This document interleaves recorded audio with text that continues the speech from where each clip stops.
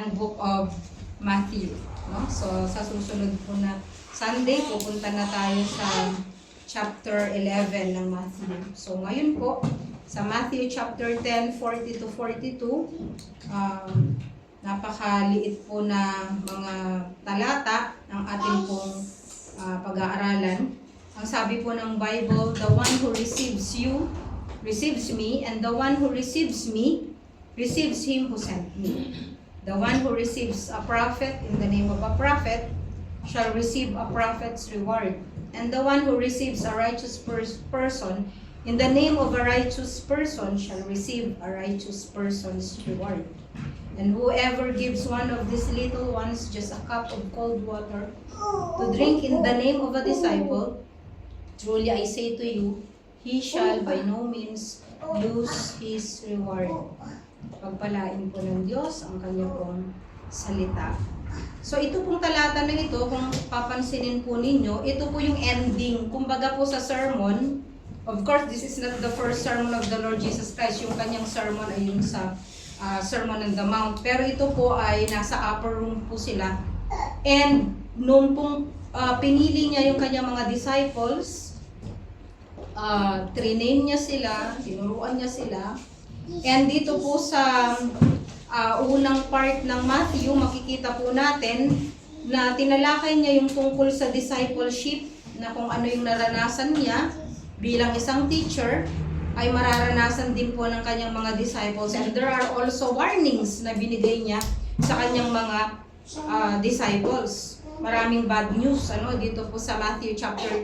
Ano po yung mga bad news dito? Sinabi niya na they are going to be persecuted, na there will be hard times, there will be rejection, there will be betrayal, there will be family division because of his name, there will be imprisonment, there will be beatings, no? Lahat ng ito ay mararanasan ninyo. So, ang Panginoon po dito ay transparent siya. No? Wala siyang itinago. Sinabi niya kung ano ang cost ng maging isang follower or maging isang disciple ng Panginoon. Kabaligtaran po ng sa mundong ito, sa ibang mga preachers, na tinatago po nila, na sinasabi po nila na when you become a Christian, everything will be okay, everything will be fine, lahat ay ganito, lahat maganda. No? Of course, hindi po yung totoo. No? Ang katotohanan po ay inilahad na ng Panginoon na when you become a disciple of the Lord Jesus Christ, at totoo kang disciple, no? Magpapatuloy ka pa rin kahit na dumating ang trials sa iyong buhay.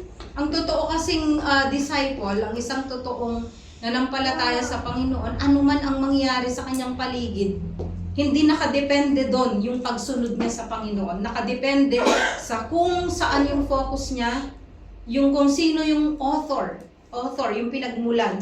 Kanino ba nagmula ang pananampalataya natin sa Panginoon? He is the author and He is the finisher of our faith. Yun po ang disciple. So there will be also lies, slander, verbal abuse, and hatred na mararanasan po ng mga Christians, no? Sa pangalan ng Panginoong Hesukristo. Pero ang good news po dito ay doon po sa kabila ng lahat ng ito, doon sa warnings, doon sa sinabi niya na ganitong mararanasan niyo, ang good news po dito ay nasa ending. Ano yung nasa ending? Doon sa 40 to 42, there will be some people who are going to respond to you. There will be some people who will show hospitality to you. So yung term po dito na pinapakita, I believe, dun sa 40 to 42 ay the word hospitality. Ano yung hospitality? Receiving, no? Kung titignan po natin yung tatlong talata na atin pong nabasa, ilang beses pong binanggit yung word na receive? 8. Imagine, napaka-ikli nung atin pong binasa, 3 pong verses, pero yung word na receive ay 8 beses po na inulit dito, no? So, receiving means also to identify with the people that you are receiving. No, yun yung hospitality. Kasi kapag tinanggap mo isang tao, ibig sabihin, inaayunan mo siya or nakikiisa ka. You want to be identified with them. Alam niyo po yung panahon po nila, ng mga disciples, it is so difficult na makipag-identify ka sa pangalang Jesus. No? Iko-crucify nga siya eh. Even after the crucifixion and after the resurrection, napakahirap pa din na i-identify mo or idikit mo yung pangalan mo sa pangalang Jesus. Bakit? Kasi kasama ka. No? Parang ganyan lang yan eh. Kunyari, magkasama kayong magkaibigan, no? Kapag nakompromiso yung iyong nakompromiso yung iyong pangalan, nakompromiso yung iyong safety, anong gagawin mo? Eh di tatakbuhan mo yung kasama mo. 'Di ba? Because you want to preserve your life. So ang sabi ng Panginoon, ganito mangyayari sa inyo. Pero mapansin po natin that after the crucifixion and after the resurrection, still yung pong disciples, yung 11, nanatili po sila sa pananampalataya nila. Why? Kasi nakita nila na itong Jesus na to, na ating sinamahan, itong Jesus na to, na ipinako sa krus, siya pala ay totoo. Totoo pala siyang anak ng Diyos at totoo siyang Diyos. At siya'y nabuhay ng muli. Nakita nila. So, ibig sabihin, kahit mamatay tayo sa mundong ito, hindi sayang yung buhay dito kasi it is temporary. Ang pinakamalaga ay yung eternal. So, yun po yung sinishare po ng Panginoon and I believe yun po yung message niya po sa atin. Sa mundong ito, na punong-puno po ng problema sa ngayon, punong-puno po ng takot, no? You can just imagine yung takot ng mga Christians all over the world na ma-identify na sila po ay Kristiyano, na pinapapatay sila, no? We are blessed kasi nandito po tayo sa bansa na hindi tayo pinipigilan mag-church, hindi tayo pinipigilan na mag-share, mag-distribute ng tracts, mag-share ng ating pananampalataya, that we can identify with the Lord Jesus Christ. We can identify with other Christians na Kristiyano tayo. Kaya napakaganda po nung kanta kanina, yung I'll tell the world that I'm a Christian. Diba? Ang ganda. Alam mo, ramdam ko talaga yung bawat word kanina dun po sa kanta na sana tayong mga Kristiyano, we can really tell the world that we are Christians, di ba? Sa panahon na ito na napakahirap. And yun nga po, it's all about hospitality. So, meron po akong 3 points dito. Una po, if you receive Jesus as messengers, then you also have Jesus and the Father. Now, tignan nyo po yung first part. Sabi niya, the one who receives you, receives me. And the one who receives me, receives Him who sent me. No? Ako minsan, parang binabaliwala po natin yung word na to, no? Pero kasi, sinasabi ng Panginoon na, alam nyo po, di ba may Trinity? No? Meron tayong Trinity, the Father, the Son, and the Holy Spirit. Of course, dito wala pa po ang Holy Spirit kasi ang Panginoon, nandito pa siya. Di ba? Kaya isusugo niyang Holy Spirit kapag wala na po ang Panginoong Jesus sa lupa. No? Pero sa part na to, ang good news nga, sa kabila ng persecutions na mararanasan nyo, merong tatanggap sa inyo. Sabi niya dito, yung tatanggap sa inyo, ay tatanggap sa akin. At yung tumatanggap sa akin, ay tumatanggap sa nagsugo sa akin. Sino ba yun? Ang Ama. So we can see that there is, in being hospitable, there is, there is a supernatural thing na nangyayari sa buhay mo because you are in fellowship not only with the disciple, not only with the messenger of God, but fellowship with the Lord Jesus Christ and fellowship with the Father who sent Him. No, nakita niyo po yun? So kapag po tayo, tinatanggap po natin yung messenger ng Panginoong Hesukristo, then you also receive Jesus and the Father who is in heaven. Tandaan po natin ito, no? But just a word of caution, kasi hindi po lahat na nagdadala ng salita ng Panginoon, ng Diyos, ay tunay na mga disciples or tunay na mga manggagawa ng Panginoon. There are also false prophets, no? Sabi sa Matthew 7:15, no? Na mag-ingat kayo sa mga false prophets na nakadamit sila na in sheep's clothing, pero sa loob, sabi niya, they are like ravenous wolves. Yun ang sabi ng Matthew 7:15, di ba? So we are not to receive every person simply because they claim to be a messenger of Jesus. Dapat alam po natin ang gospel. Alam natin talaga kung ano ang salvation. Kapag ang salvation na itinuro ay labas sa Panginoong Jesucristo, it means it's a false prophet. Or kapag ang salvation na itinuturo ay salvation plus works, then it is a false prophet. Bakit? Kasi salvation is by grace, through faith, no? It's not according to our works. It is according to the finished work of the Lord Jesus Christ on the cross. Kaya sabi niya, beware of false prophets. So, meron siyang sinabi dito sa verses 41, he who receives a prophet in the name of a prophet shall receive a prophet's reward. So, meron siyang word na prophet. So, when we hear the word prophet, ang idea po natin ay yung nasa Old Testament lang, wala nang prophet ngayon. No? Ang naiisip natin, sina Elijah, sina Elisha, sina Jeremiah, and all the prophets na sumulat po ng Old Testament. No? O kaya naman, ang isip ng iba, pag sinabing prophet, someone who can foretell. No? Yung manghuhula. Ayun. Kasi po, ang hirap kasi sa Tagalog translation, pag sinabing prophecy, yung ibang translation kasi is hula. Pero, hindi ko na po ginagamit yung word na hula, propesya na lang, kasi kung minsan, pag may nakarinig, akala nila manghuhula. No? So, parang sinasabi na, huhulaan kita. No? Ikaw ay prophet kapag ikaw ay nanghuhula. False prophet ka din. Ano? A prophet simply a prophet simply is a person who tells the truth of the word of God. No? A person who warns people what is to come. Yun ang prophet, kagaya ni na Jeremiah. Okay?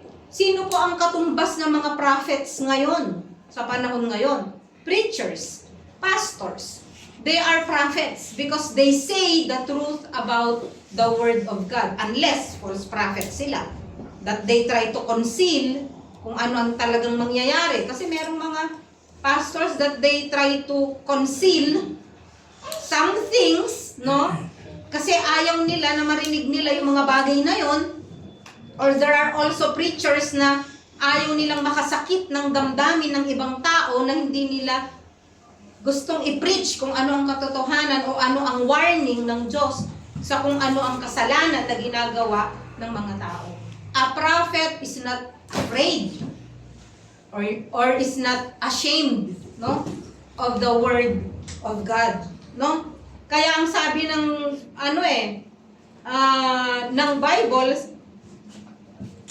na yung sabi niya, Jerusalem, Jerusalem, sabi niya, pinapatay mo ang mga prophets, no? You killed the prophets. Bakit? Kasi nga po, ayaw nilang pakinggan yung sinasabi ng mga prophets, and they killed the prophets. Di ba? Pinapatay nila yung mga the prophets of old. No? Same thing na if you want to be persecuted as a preacher, as a pastor, you tell the truth. If you want to be unpopular, then tell the truth.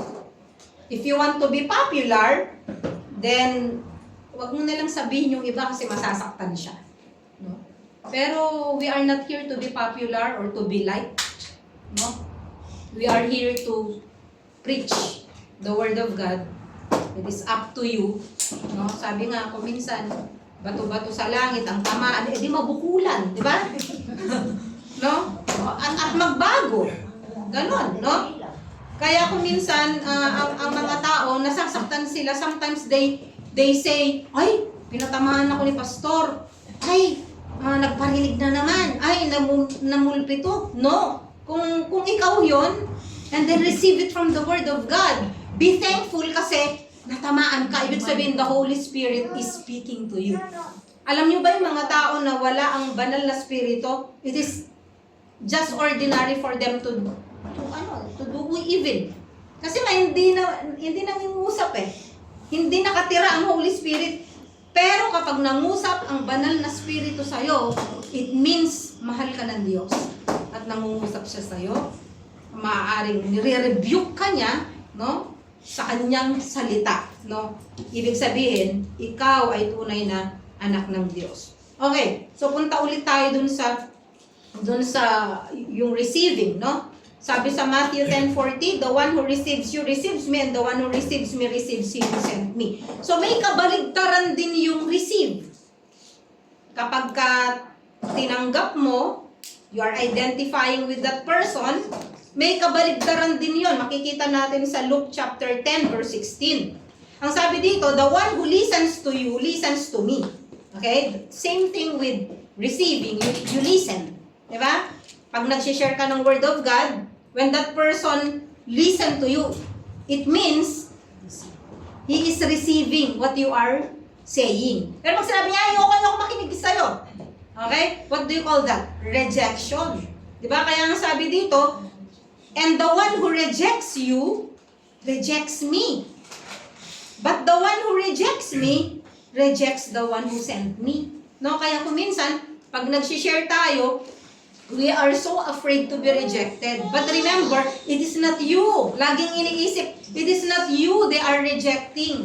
Ang nire-reject nila, ako. Sabi niya, kasi inutusan ko lang kayo eh.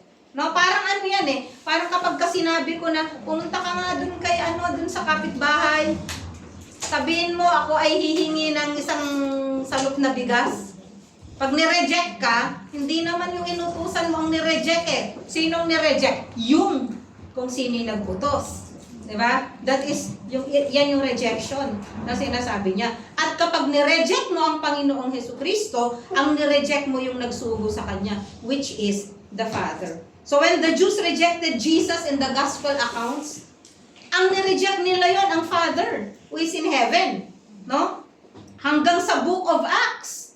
No? They continued rejecting the Lord Jesus Christ, so they continued also rejecting the Father who sent the Lord Jesus Christ. But if you have received the gospel messenger, then you also have received Jesus and the Father as well. No? Kaya sabi niya, yung tumatanggap sa inyo, tumanggap sa akin, yung tumanggap sa akin ay tumanggap sa nagsugo sa akin. So sinasabi niya ito after nasabihan nila na maraming, alam nyo, aalis kayo, pero hindi ko alam kung makakabalik na kayong buhay. Parang gano'n yun eh. Because people will hate you, people will persecute you. No? Parang halimbawa, sasabihin ko, okay, let's go on a mission. Okay? Who will sign up? Diba? Sinong magpapalista? Pupunta tayo sa mission, pero pagpunta nyo sa mission, hindi ko lang alam kung makakabalik pa kayo ng buhay kasi papapatayin kayo doon. No, babatuhin kayo. Meron pa kayang magpapalista? Wala, di ba? So ang Panginoon, sinasabi niya na in advance that this is the cost of following me. Ito yung mararanasan nyo pag sumunod kayo sa akin. Sasama pa ba kayo? No, yun ang tanong niya. Pero ang sabi niya, sa pagsugo ko sa inyo, don't worry, meron pa ding mga makikipag-identify sa inyo. Meron pa ding mga tao na magiging hospitable sa inyo at tatanggap sa inyo. Okay. Point number 2. If you receive Jesus as messenger, then you will receive a great reward. No? You will receive a great reward. Sabi sa verse 41. Basahin po natin sa verse 41 to 42. He who receives a prophet in the name of a prophet shall receive a prophet's reward. Minsan tayo, namamangha tayo sa Bible reading, di ba? Ay, si Elijah, grabe yung mga ginawa niya, di ba? Si Elijah, si Elisha, Jeremiah, lahat ng mga prophets na to, pag binabasa natin yung buhay nila, iniisip natin, wow, ang lalaki ng reward nila. Pagdating ng judgment, pagdating ng araw. But you know what? You don't need to be a prophet like them para makatanggap ng reward nila. Kasi malinaw eh. Anong sabi dito? He who receives a prophet in the name of a prophet shall receive a prophet's reward. Kung tinatanggap mo ang isang propeta ng Diyos, dahil ba mabait siya, no? Dahil maganda siya kasama, no? Dahil nag-e-enjoy ka pag kasama mo, no? Just because you know that he is a prophet, then you will receive a prophet's reward.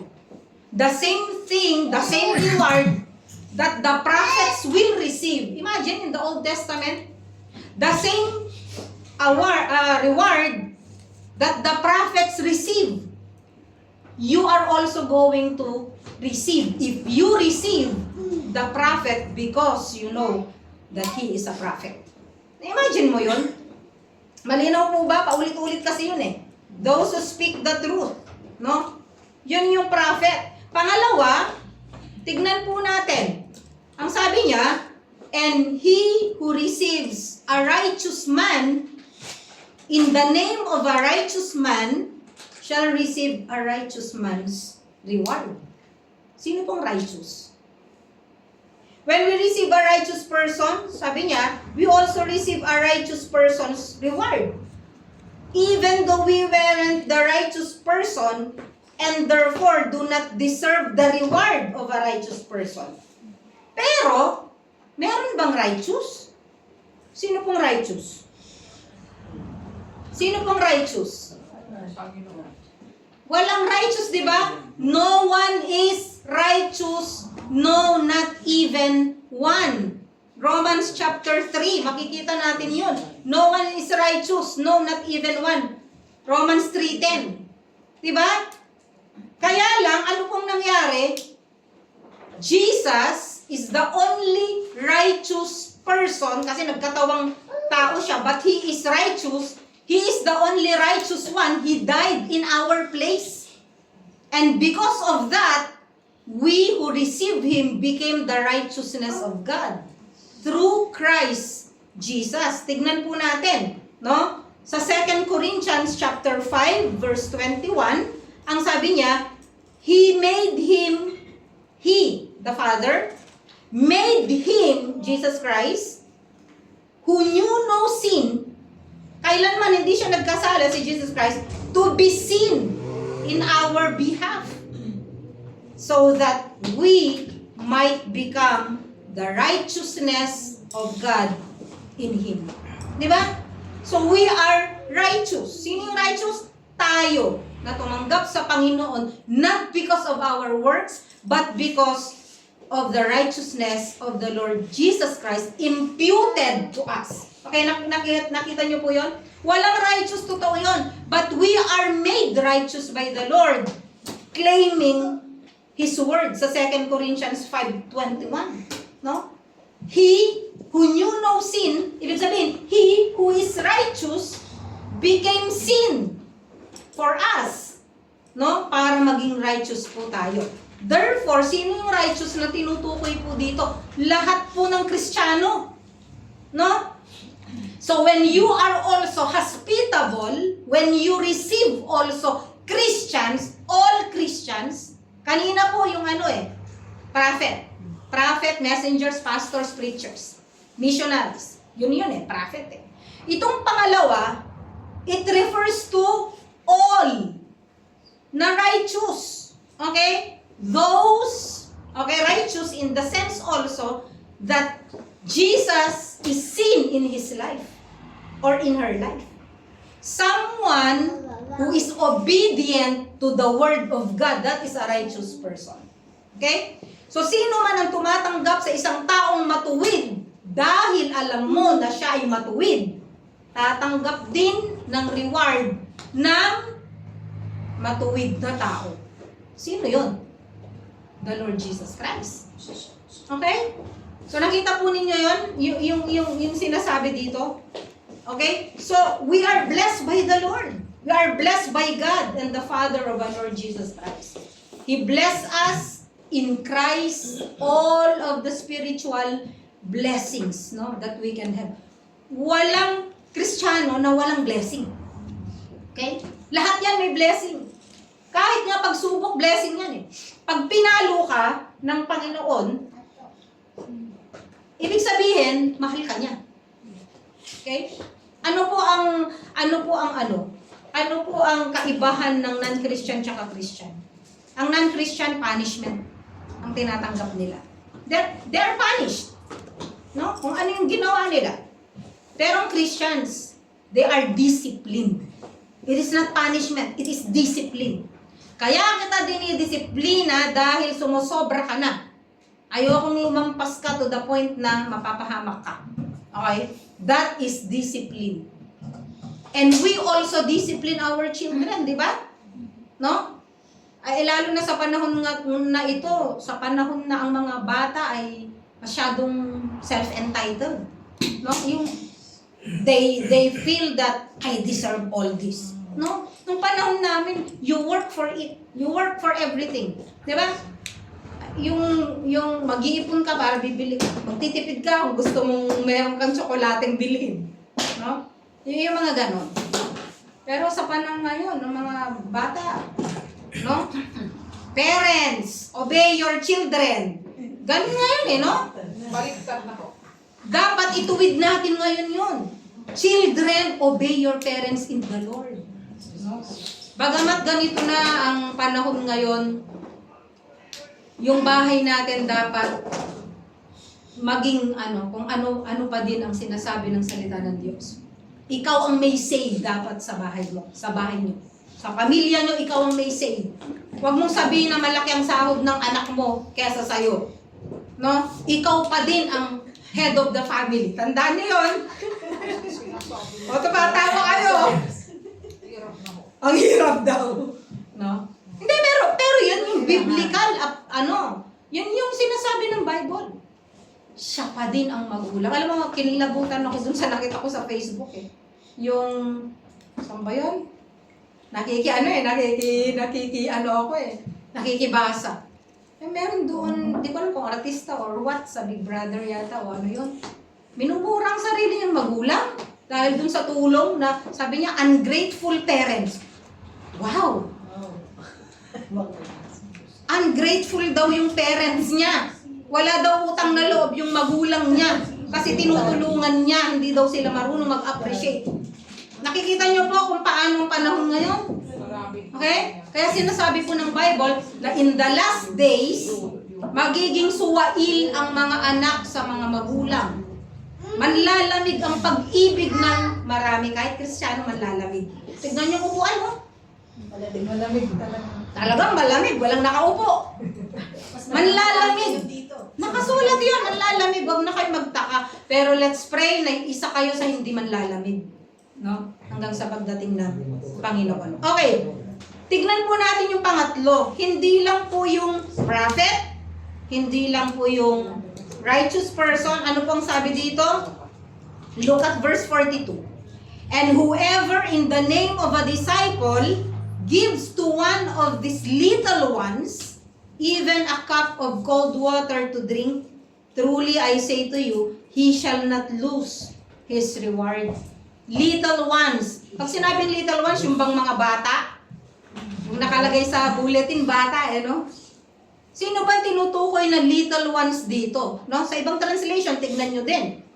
Pero sabi niya, and whoever in the name of a disciple gives to one of these little ones even a cup of cold water. Ano ba yung little ones?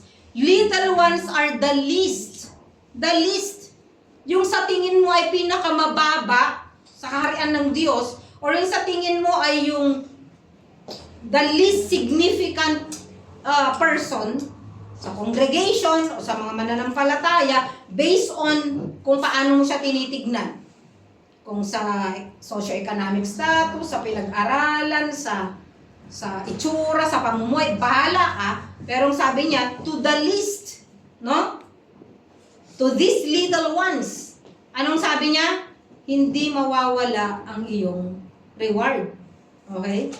So, sino po itong list na to? It is also a follower of the Lord Jesus Christ. It is also a disciple.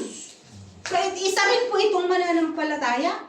So, akala po natin, kasi ginagamit madalas, alam niyo ba na madalas ginagamit itong verse na to, when it comes sa giving to the poor, there's nothing wrong in giving to the poor. But not all poor people are followers and disciples of the Lord Jesus Christ. No? So, ito pong bagay na to is specifically for the followers of the Lord Jesus Christ. Kasi, disciples sila. There are no limits also to this promise na you don't need to be a pastor or a missionary. Basta ikaw ay mananampalataya, a follower of the Lord Jesus Christ. You don't need to be educated, to be ordained, to have a seminary degree, to qualify. Ano yung qualification mo para makakuha ka ng reward na to? A cup of cold water. That is your qualification. Do you have a cup of cold water? Then you are qualified. No? Meron ka bang malamig na tubig?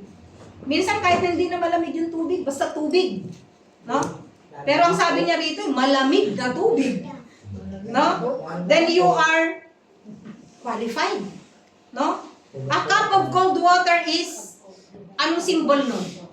It's a very small token of reception. Diba? Kung minsan wala kang handa, wala kang ipapaulam, wala. Pero kapag may pumunta sa bahay niyo, huwag niyo naman taguan. Meron nga. Oo, meron nga. Totoo yan. Pero huwag niyo taguan dahil lang sa makalat or dahil lang. Lahat naman ng bahay makalat Lumilinis lang naman yan pag may bisita. Real talk. Okay?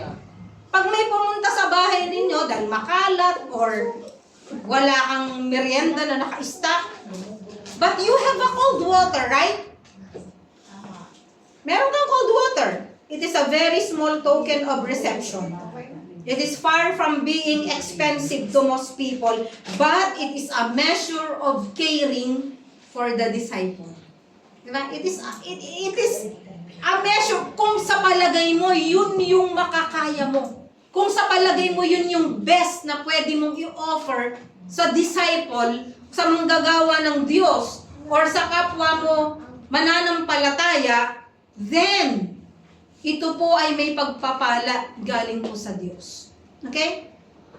So, that is the first thing na kinakailangan mong makita. No? Look at the person. Whoever. Yan yung una mong tignan dito. Whoever. Sino yon? Kasama ako doon. Kasama kayo doon. Kasi sino man. Sino man. No? Walang limit ito. Sino man ang magbigay ng kahit isang baso ng malamig na tubig sa manggagawa ng Diyos, sabi niya, hindi mawawala ang iyong reward. Second, look at the recipient. No? Look at the recipient. Sino yung recipient? One of these little ones. In context, Jesus is talking about the least among His followers. Pangatlo, look at the action. What is the action? Give a cup of cold water. Ikaw mismo magbibigay. You offer that person drink. No? Yung kanina nakita po natin, look at the person. Second, look at the recipient. Pangatlo, look at the action. Give a cup of cold water. Simple. Inexpensive. Often unseen. Alam nyo, minsan, hindi nyo na na-appreciate ito dahil parang common Pero sa puso ng taong yun, to offer you something is really everything. No? Alam nyo, wala na ngayon hospitable. Wala na ngayon yung nag-i-invite sa mga bahay. Wala na Bakit? Gagastos ako. You don't need to gastos. Alam mo, meron ka dyan sardinas, igisa mo sa kamatis, magsaing ka ng kanin. That's okay. Masaya tayo. Kasi kung minsan nakala nung iba, pag nag-invite, gagastos, kailangan 3 putahin. No. Alam nyo, pananaw nyo lang yun eh. Alam nyo, nung nag-mission kami sa Pilipinas, matutuwa ka, nakangiti ang mga taong tumatanggap. Bakit? Kasi dinalaw nyo sila. And they are really very happy na nakita nyo yung itlog ng manok nila. Mabibless ka talaga dahil yung mga itlog na yun, magiging sisiw yun eh. Magiging future manok yun eh. And yet, kukunin nila yun. Ipiprito nila para magkaroon ka ng sunny side up. Di ba nakaka-touch yun? That's their offer of hospitality. And for you, maaaring wala sa'yo yun. But for them and for the Lord, it's really malaki. Lalo na when we give out of nothing.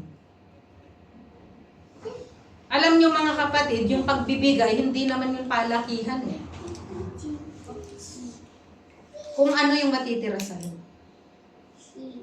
Kung minsan, konti lang yung binigay mo, pero yun lang yung laman ng bulsa mo that day. And you gave it all. Yun yung tinitignan ng Panginoon. It's not what's left, but it's what you have the last. Kaya yung ibigay yun? But the Lord rewards that. Binigay mo yung last mo. Kasi may nangangailangan. Paglabas mo, meron din naman nag-bless sa'yo or meron nagbigay ng ulam. That's blessing. Hindi ka nabibili. Why? Alam ng Diyos eh. Na yun na yung last, binigay mo pa din. Hindi natin yun nag-gauge. And sometimes we forget already what we did to a person, but the Lord did not forget that. Kung minsan nga nakalimutan na ng taong tinulungan mo, kung minsan ikaw mismo na tumulong, nakalimutan mo na din. Pero darating ang panahon, ipapaalala ng Panginoon sa'yo, di ba? So you may, pangatlo ay pang-apat, no? Look at the certainty of the reward. Hindi lang sinabing you will receive a reward. Tignan nyo po yung, na-bless ako dito sa verse 42, alam nyo kung sinabi niya dito? Truly, sinasabi kong tapat sa'yo. Truly. The Lord is saying this. Pag ang Panginoon nagsabi nito, totoo. Sinasabi kong tapat sa inyo. Truly, I say to you, He shall be rewarded. Yun ba sinabi niya? He shall not lose his reward. No? Actually, sa Greek, double negative to eh. Yung sinabi niya. He will never, ever, no way, I assure you. Double negative yung ginamit dito sa Greek in order to make a point. No? For most of us, a cup of cold water is no big deal. If we are thirsty, we can just go to the faucet. Di ba? It's not big deal eh. Alam nyo ba, darating yung panahon, alam nyo yung panahon natin pala, hindi binibili ng tubig. Ngayon, ang hirap i-offer ang tubig kasi bibilhin mo na. Kaya nga paglalabas bibili ako ng tubig, hati tayo. Di ba? Mahirap na rin mag-offer. Bakit? No? Inubos niya yung tubig ko, binili ko yan. Kasi binibili na pero sa totoo lang, nung unang panahon, sige lang ang tubig, inom ka ng inom. No? You can always fill a glass with water. No? Kung minsan, kukuha pa tayo sa ref, lagyan po natin ng ice. No? Pero, in many parts of the world until now, no? Sa Africa, clean water is a rare treat. On a hot day, ano ang pinakamagandang ibigay sa tao? Cold water. Diba? Hindi nga soft drinks eh. Kasi after na uminom ka ng soft drinks or ng juice, mauuhaw ka ulit. It's really a cold water. It's really a glass of cold water. No? We don't even think about it. Diba? Kape daw. Oh, may napunta sa emergency. Alam niyo bakit? Anong findings? Kulang sa kape. Okay. So lahat po ng ginagawa po natin, hindi po nakakalimutan ng Panginoon. Kagaya ng sinabi ko kanina, you may forget, but Jesus does not. No? Jesus remembers forever. Kaya yung sinasabi na walang utang na loob, hayaan mo silang magwalang utang na loob. Di ba? Di ba ang sakit yung meron ka tinulungan, tapos of all sa tulong na ginawa sa'yo, ganyan yung gaganting nyo sa akin. Hayaan nyo sila. They may forget, but Jesus remembers. Jesus remembers. Anong patunay dito? Matthew 25, 34 to 39. No? Kaya nga sabi dito, di ba? Come, you who are blessed by my Father, inherit the kingdom prepared for you from the foundation of the world. Ang tagal nang inihanda sa iyo ng aking Ama. No? For I was hungry and you gave me something to eat. Nagutom ako, pinakain mo ako. I was thirsty and you gave me something to drink. Ito yung tinutukoy dito. Sa binasa natin. No? I was a stranger and you took me in. I was naked and you clothed me. I was sick and you took care of me. I was in prison and you visited me. Sabi ng Panginoon, hali kayo, eto na yung gantimpala ninyo. Come inherit the kingdom of God. Sabi niya, kasi nagutom ako, pinakain niyo ako. Nauhaw ako, pinainom niyo ako. Wala akong damit, binigyan niyo ako ng damit. Diba? Sabi niya, nasa kulungan ako, pero binisita niyo ako.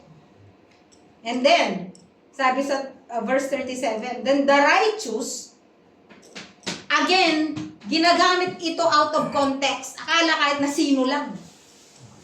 Nakukuha niyo? Hindi masamang tumulong or pumunta sa mga nasa prison, kaya nga meron tayong prison ministry, sa mga orphanage, sa mga hospital. Hindi yung masama. But look at this. Sa verse 37. Then the righteous will answer him, Lord, when did we see you hungry and feed you? Lord, kailan ka namin nakitang gutom at pinakain namin kayo? Oo nga naman. No? Kasi ang sabi ng Panginoon, ginawa nyo to sa akin, ganito, ganyan, ganyan, ganyan. Naalala niyo yung sinabi niya doon sa earlier statement niya? Na yung tumanggap sa inyo, tumanggap sa akin. Ito na yun. Sabi niya, nagutom ako, pinakain niyo ako, nauhaw ako, binigyan niyo ako ng cup of cold water, tapos, then the righteous will answer him. Again, the righteous. Who is the righteous? The Christians. We are. Okay? The righteous will answer him, Lord, kailan yun? Kasi nakalimutan na niya yung tulong na ginawa niya. So it's very important also for us to forget what we did. Kalimutan anong ginawa mo sa isang tao. Mas maganda yun. Kaysa yung sinisingil mo. Ganito, ganyan ginawa ko, ganyan. Mas maganda ng kalimutan mo na din yun. That's why when we help other people, forget about it. Mas maganda pa yun. Kalimutan mo meron kang tinulungan. The righteous will answer him, Lord, kailan po yun? Kailan po kayo na nagutom at pinakain kayo? Kailan kayo na nauhaw at binigyan kayo ng maiinom? Kailan po kayo na stranger sa isang lugar at ginaid kayo? Diba? And take you in. Pinatuloy kayo. Or without clothes and clothe you. Kailan po kayo nagkasakit at dinalaw kayo? Kailan po kayong nasa prison at binisita kayo? Alam nyo ba, napakaraming manggagawa, missionary, nasa prison. Hindi ko na nga alam anong nangyari kay Pastor Jeremy Ferguson. Di ba, nasa prison siya. But we keep on praying for him. No? So Jesus explains to them sa verse 14, whatever you did for the one of the least of these brothers of mine, you did for me. Again, it is very important to note that these are brothers of the Lord. Disciples. Followers. Hindi ito non-Christian. Although may gantimpala din sa pagtulong sa mahirap. Di ba? But specifically, gusto kong idiin sa inyo to na, kaya nga sinasabi ng Bible na huwag kayong magsawa na maging hospitable, no? Sa mga kapwa mananampalataya. those, especially, sabi niya, di ba? Especially to those with the same faith. No? Ay, ito na naman, makikikain na naman. Nag-visitation, tanghaling tapat. Di ba? Nakikimerienda. Di mo na malaman kung kailan ka pupunta, no? Umaga. Naku,